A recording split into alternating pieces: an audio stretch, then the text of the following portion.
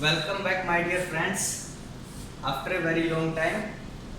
तो हम ये जो वीडियो शूट कर रहे हैं बहुत ही लॉन्ग टाइम के बाद शूट कर रहे हैं। आई थिंक 2 इयर्स बाद। तो 2 साल थोड़ा नहीं कर पाए, बिजी शेड्यूल था। और वैसे इन 2 साल में किया भी कुछ नहीं हमने, चैनल के नाम चेंज करने के अलावा। चैनल के नाम जरूर चेंज किए हैं 2-3 बार। तो बाकी हाँ, इस 2 साल के पीरियड में हमने ये ज़रूर एक एनालिसिस करा है कि जैसे मेरी जो पहली वीडियो थी उन पे किस तरह के कमेंट आ रहे हैं ना, आगे किस तरह का कंटेंट चाहिए ऑडियंस को। तो उसके लिए क्या किया हमने, मतलब एक 1000 वीडियो का कंटेंट बिल्कुल रेडी है। सिर्फ शूटिंग है कि जैसे जैसे शूटिंग होती रहेगी वैसे वैसे अपलोड करते रहेंगे उसको चैनल पे। अब किस किस बेस पे आपको आगे वीडियो मिलेगी, पहले तो मैं आपको जनरल सी इंट्रोडक्शन दे देता हूँ कि हम क्या है। सबसे पहले आपको जो वीडियो देंगे वो देंगे एनर्जी मीटर इंस्टॉलेशन की। Energy meter installation. अब ये इंस्टॉलेशन आपका डिफरेंट वोल्टेज लेवल पे हो सकता है ना। डोमेस्टिक 220 वोल्ट पे, डीटी मीटर 430 वोल्ट पे, 11 केवी फीडर मीटरिंग जो होती है आपकी 11 केवी, 33 केवी, 66 केवी, मतलब डिफरेंट वोल्टेज लेवल पे एनर्जी मीटर इंस्टॉलेशन कैसे होगा। And second is data collection. आप उसका डाटा कलेक्शन, डाटा कैसे कलेक्ट करते हो, है ना, मैनुअली और AMR के थ्रू। ठीक है, अब मैनुअली करते हो तो कैसे करते हो, ऑटोमेटिक करते हो तो कैसे करते हो। ऑटोमेटिक में फिर आगे कौन सा प्रोटोकॉल आप यूज करते हो, और या फिर आपका किस डाटाबेस में वो आगे जाता है। तो इस बेस पे हम मतलब ये सारा ऐसे स्ट्रक्चर चलेगा। मैनुअली करते हो या AMR से करते हो, AMR से करते हो तो कैसे करते हो, मैनुअली करते हो तो किस इंस्ट्रूमेंट के थ्रू करते हो और कैसे करते हो, फिर आगे उसका प्रोसेस कैसे होता है। अब आपका डाटा आ गया, देन आप रिपोर्ट जनरेशन। अब आप रिपोर्ट जनरेशन पे भी वीडियो बनेंगी। रिपोर्ट जनरेशन में थोड़ा सा पार्ट आएगा कंप्यूटर का, है ना। कंप्यूटर पे थोड़ी सी हमारी वीडियो बनेंगी 10 से 15 के बीच, जिसमें बेसिक सा सिखाया जाएगा कि आपके जो मीटर की जो रीडिंग आएगी उसको कैसे आगे कैलकुलेशन करके हम एक रिपोर्ट बनाते हैं। कुछ भी इनपुट बनाना हो या लॉस बनाना हो, कुछ भी इस टाइप की। तो एक जनरल सा इंट्रोडक्शन है कि आगे इस बेस पे आपको वीडियो मिलेंगी, है ना। Energy meter installation, data collection and report generation. तो आज स्टार्ट करते हैं। जैसे कि आप देख रहे हो type of energy metre. Energy meter के टाइप के बारे में डिस्कस कर लेते हैं, जो सबसे बेसिक सी चीज है इसके लिए, है ना। तो आपने जनरली देखा होगा कि there are 2 types of energy meter. One is single phase energy meter and second is 3 phase energy meter. अब ये डिपेंड करता है कि एप्लीकेशन में इसका कहाँ यूज है। इसका आप डोमेस्टिक में यूज करते हो, डोमेस्टिक एंड कमर्शियल दोनों में यूज होता है इसका। जब बेसिक रिक्वायरमेंट क्या है कि आपका लोड लिमिटेड होना चाहिए, and requirement is only single phase. यदि आपको सिंगल फेज की रिक्वायरमेंट है, लोड आपका कम है, तब आपका सिंगल फेज एनर्जी मीटर आपको वहां पे यूज होगा। और 3 फेज एनर्जी मीटर की डिफरेंट एप्लीकेशंस है, मतलब इसको आगे 2 कैटेगरी में कैटेगराइज करा गया है, डिपेंड ऑन मतलब किस टाइप की एप्लीकेशन है। अब सपोज करो जैसे कि आपका 3 फेज एनर्जी मीटर है, एक तो आपका डायरेक्ट लग जाता है यदि आपका लोड ज़्यादा नहीं है, तो as it is 3 phase energy meter आपका इन सीरीज में लग जाता है लोड के। ठीक है, अब दूसरा क्या है कि आपका एक होता है LTCT operated energy meter. LTCT operated energy meter.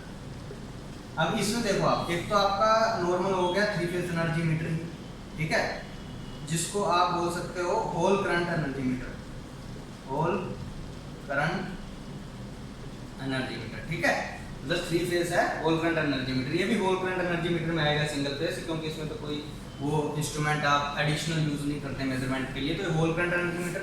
LTCT operated energy meter means, इसका मतलब क्या है, लो टेंशन मींस आप जो PT यूज कर रहे हो वो तो कर रहे हो, उसके लिए कोई इंस्ट्रूमेंट एडिशनल इंस्ट्रूमेंट यूज नहीं कर रहे हो उसको स्टेप डाउन करने के लिए, एज इट इज यूज कर रहे हो। इसका कहाँ यूज होगा वो मैं आपको आगे बता देता हूँ। And third is CT/PT energy meter. अब हम देखते हैं होल करंट एनर्जी मीटर। ये आपको डोमेस्टिक एंड कमर्शियल दोनों में मिल जाएगा, डिपेंड ऑन लोड। ठीक है, कि आपको कितना लोड चाहिए, कैसा लोड चाहिए, उस टाइप के लिए आपका ये whole current energy meter. LTCT operated energy meter आपको मिलेगा डिस्ट्रीब्यूशन ट्रांसफॉर्मर। यदि कहीं पर कोई डिपार्टमेंट DT पर मीटर लगाना चाहता है तो डिस्ट्रीब्यूशन ट्रांसफार्मर की सेकेंडरी साइड सेकेंडरी साइड, ये ध्यान रखना है कि सेकेंडरी साइड ही लगेगा, क्योंकि यदि आप प्राइमरी साइड लगाने लगे तो प्राइमरी साइड डिस्ट्रीब्यूशन ट्रांसफार्मर जो हमारा ट्रांसफार्मर होता है उसकी होती है 11 kV।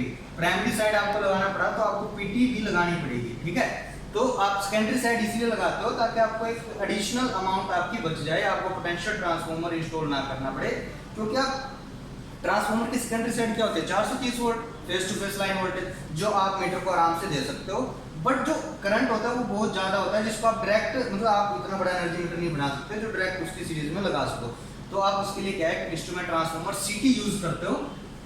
वो सपोज करो वो आपकी डिपेंड करता है लोड के ऊपर, वो आपकी 1600 बाय 5 की भी हो सकती है ना, और 200 बाय 5 की भी हो सकती है, 400 बाय 5 की भी हो सकती है।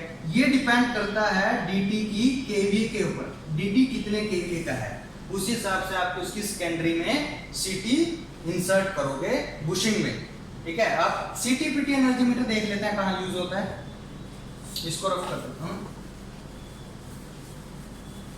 सीटी पीटी एनर्जी मीटर ना, इसमें छोटी सी डिटेल ही बना देता हूं। सीटी पीटी एनर्जी मीटर, ठीक है। अब ये आपका सपोज करो आप फीडर मीटरिंग कर रहे हो, है ना, फीडर मीटरिंग, ये आपकी होगी डिफरेंट वोल्टेज लेवल पे। Voltage level number 1 is 11 kV का आपका फीडर होगा, नंबर 2 इज 33 kV का आपका फीडर होगा, नंबर 3 इज 66 kV का आपका फीडर होगा, और फर्दर आगे भी हो सकता है, ठीक है। तो आप ये 3 कैटेगरी मान के चलते हैं, आप 11 kV का फीडर है, 33 kV का फीडर है, आपको इस पर मीटरिंग करनी है। अब आप जनरली क्या करोगे 11 kV पे आप ऐसा एनर्जी मीटर तो बना नहीं सकते जो डायरेक्ट 11 kV पे लग जाए, तो आपको सबसे पहले इस पर पीटी भी चाहिए, पोटेंशियल ट्रांसफार्मर, है ना। ये क्या करेगा 11000 वोल्ट को 110 वोल्ट में स्टेप डाउन कर देगा, ठीक है। ये आपको स्टेप डाउन कर देगा, जो आप इजीली मीटर में दे सकते हो। अब पीटी अब क्या 11 kV है, उसमें एम्पियर भी, अब एक फीडर है, एक फीडर पे ऐसा तो है नहीं है आपका कि लोड को, अब सपोज करो कि आपका 400 एक फीडर पे हम जनरली जो सीटी यूज करते हैं अभी जो आ रही है 400 बाई 1 एम्पियर, और जो पहले आती थी वो आती थी 400 बाई 5 एम्पियर, ठीक है। ये कैटेगरी होती है सीटी की एक 11 kV के फीडर पर। अब ये वैसे वेरी भी कर सकते हैं, जो भी स्टैंडर्ड नहीं है कि 400 बाई 1 की डलेगी, यहाँ 400 बाई 5 की डलेगी। यदि आपका फीडर सपोज करो, ये तो हम मान रहे हैं कि बाहर फीड कर रहा है किसी एरिया को जिससे हमारे 3 या 4 सबस्टेशन चल रहे हैं, तब आप ये डालोगे। अदरवाइज यदि आपका सपोज करो ग्रिड का लोकल है, कोई सिर्फ एक लोकल ट्रांसफार्मर को चला रहा है ना वो फीडर, तो आप क्या करोगे 75 बाई 5 की डाल दोगे सीटी, या फिर आप 150 बाई 5 की डाल दोगे। तो ये मतलब डिपेंड करता है लोड के ऊपर, ये सीटी रेशो है ना। ये कोई ऐसा नहीं है कि आपको लोकल का फीडर उसमें भी 400 बाई 5 की भी डालनी है, उसमें भी 400 बाई 1 की भी डालनी है, तो ऐसा कोई स्टैंडर्ड है नहीं। तो बेसिकली जो नॉर्मल फीडर है उनमें आपको 400 बाई 1 और 400 बाई 5 एम्पियर की सीटी मिलेगी।